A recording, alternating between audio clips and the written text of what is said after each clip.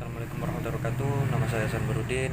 Saya dari kelompok 8 mata kuliah Hukum Pidana yang akan mempresentasikan eh, makalah yang berjudul Berlakunya Hukum Pidana Menurut Tempat. Oke, yang selanjutnya langsung saja ke pembahasan. Yang pertama, lingkup berlakunya undang-undang pidana suatu negara. Ruang lingkup berlakunya undang-undang antara lain dapat dijumpai dalam pasal 2, 3, 4, 5, 7, 8, dan 9 KUHP.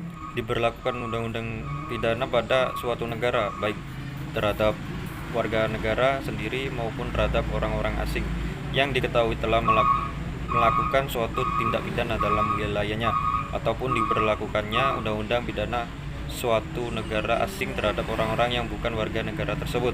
Yang berikutnya yaitu berlakunya hukum pidana menurut ruang tempat.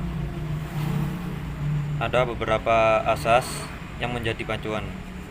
Yang pertama yaitu asas teritorialitas atau wilayah. Hukum pidana suatu negara berupa di wilayah negara itu sendiri.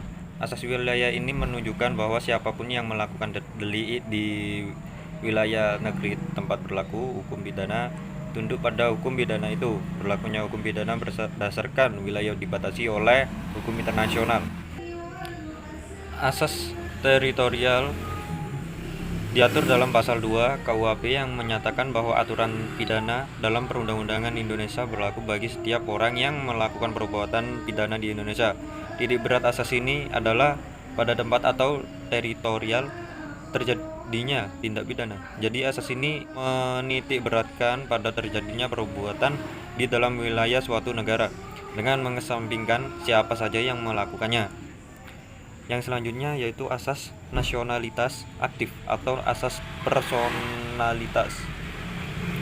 Asas personalitas aktif yang dikenal juga dengan asas personalitas mengandung suatu pengertian bahwa peraturan perundang-undangan pidana Indonesia berlaku bagi setiap warga negara Indonesia yang melakukan tindak pidana di luar wilayah Indonesia. Asas ini tercantum dalam pasal 5 KUHP yang mengandung sistem pandangan bahwa hukum pidana Indonesia mungkin warga negaranya keluar Indonesia. Asas tersebut diadakan dilatar belakangi oleh pemikiran bahwa undang-undang dari negara berdaulat senantiasa mengikuti warga negaranya. Adanya konsep kedaulatan negara yang mengajarkan bahwa setiap negara berdaulat juga dapat mengharapkan kepada setiap warga negara untuk tunduk patuh pada undang-undang negara dimanapun ia berada.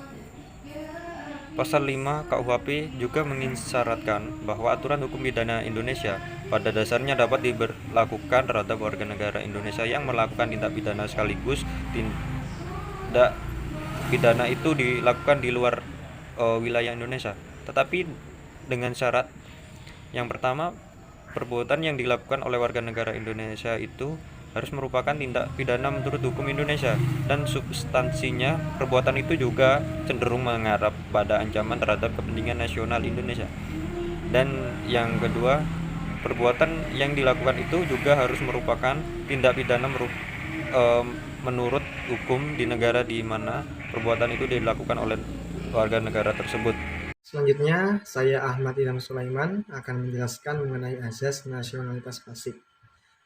Azas nasionalitas pasif mengandung prinsip bahwa peraturan hukum pidana Indonesia berlaku terhadap tindak pidana yang menyerang kepentingan hukum negara Indonesia, baik dilakukan oleh warga negara Indonesia atau yang tidak dilakukan di luar Indonesia. Azas ini tercantum dalam pasal 4 KUHP. Asas nasionalitas pasif juga disebut dengan asas perlindungan murni yang bertujuan untuk melindungi kepentingan umum yang besar dan tidak ditujukan kepada kepentingan individual.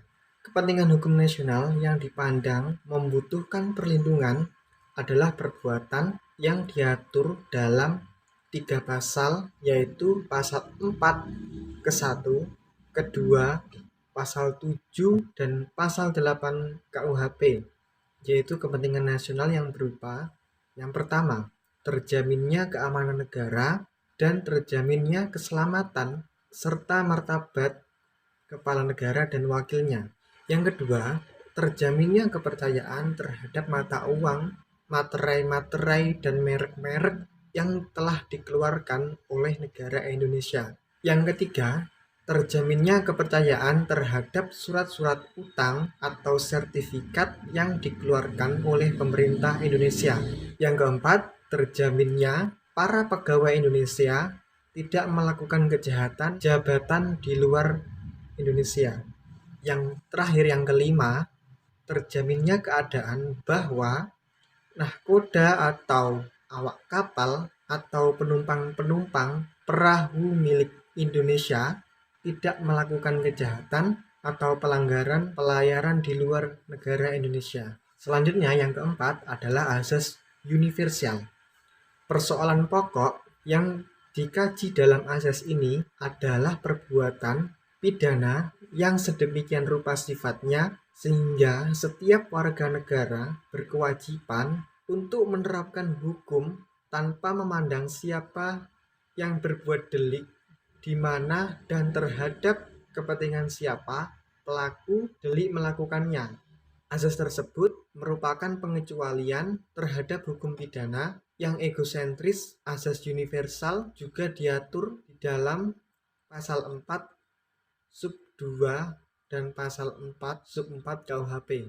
Jika dikaji dengan luas, sesungguhnya azas universal merupakan perluasan dari azas nasional pasif, sebab tujuannya tidak sekedar hanya untuk melindungi kepentingan nasional Indonesia, namun lebih lanjut tujuan untuk melindungi kepentingan-kepentingan yang bersifat internasional. Tentu saja saat terwujud perlindungan terhadap kepentingan internasional, maka secara implisit juga telah terwujud perlindungan terhadap kepentingan nasional. Sebab suatu kepentingan nasional hakikatnya adalah bagian dari tata kepentingan dunia global yang sangat luas. Terakhir, yaitu pengecualian berlakunya undang-undang pidana menurut tempat. Berlakunya azas-azas yang diatur dalam pasal 2 sampai dengan pasal 5 KUHP dan juga ketentuan pasal 7 dan pasal 8 KUHP ternyata dibatasi oleh ketentuan pasal 9 KUHP. Di dalam ketentuan pasal 9 KUHP disebutkan bahwa berlakunya pasal 2 sampai 5, pasal 7 dan pasal 8 dibatasi oleh pengecualian-pengecualian yang diakui dalam hukum internasional secara menyeluruh.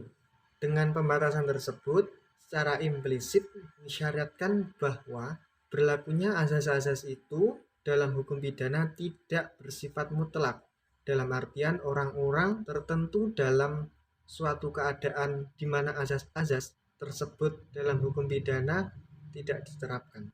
Selanjutnya, hal lain yang perlu saya sampaikan adalah sekalipun berdasarkan azas-azas itu seperti nasionalitas aktif, nasionalitas pasif, dan azas universal, aturan hukum pidana Indonesia yang dilanggar baik oleh warga negara maupun oleh warga negara asing di luar negeri pada prinsipnya memang tetap dapat diberlakukan untuk mengadili para pelakunya. Namun dalam praktiknya, implementasi asas-asas tersebut memerlukan landasan berupa adanya perjanjian ekstradisi terlebih dulu antara Indonesia dengan negara asing yang bersangkutan. Tanpa adanya perjanjian ekstradisi tersebut, maka pelaku kejahatan yang berada di negara asing tidak dapat dibawa ke negara Indonesia untuk diadili menurut hukum pidana yang berlaku di negara Indonesia. Ya, terima kasih dari kami. Penjelasan mengenai berlakunya hukum pidana menurut tempat dari kelompok 3. Nama saya Ahmad Ilham Sulaiman dan rekan saya satunya adalah Hasan Baharudin. Ucapkan terima kasih dan mohon maaf yang sebesar-besarnya. Wassalamualaikum warahmatullahi wabarakatuh.